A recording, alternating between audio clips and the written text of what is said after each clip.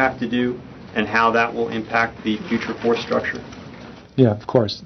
The President has directed that we study the potential next steps in arms control following the, again, ratification and entry into force of the New START Treaty.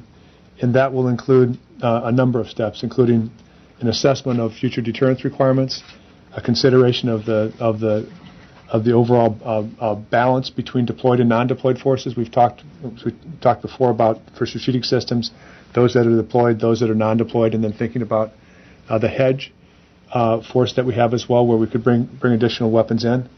It will depend in part on our success in getting congressional approval for infrastructure investments, so that we can shift from as we think about how to hedge for possible technical problems for warheads, to shift from one that keeps a warhead offline that can be brought back in if there's a problem, to thinking that we have confidence in the ability to in an infrastructure that's able to do work on a warhead to make sure that it's sustainable over time.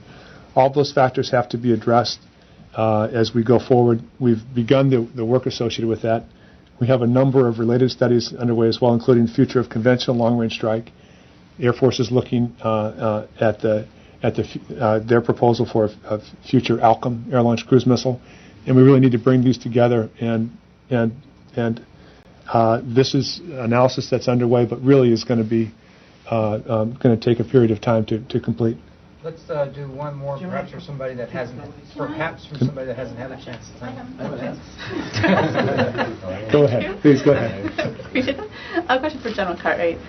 Could you walk us through a little bit on the practical steps that need to be taken at Strategic Command to operationalize these new policy changes? That is, how is our operational plan for nuclear warfighting being changed such that General Chilton can meet his requirements with fewer warheads on hand deployed?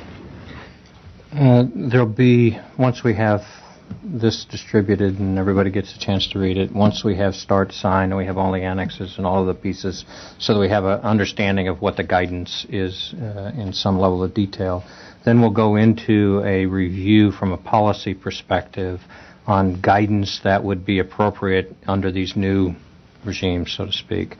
That will then manifest itself in direction of attributes that STRATCOM would be asked to ensure are part of the deterrent strategy and consistent with the deterrent strategy when you start talking about proportionality and about targets and things like that. That will then lead us into an evolution associated with what we're going to do with these weapons and these delivery platforms and how they will be in fact used. I would expect that will take us somewhere in the neighborhood of 1 to 2 years.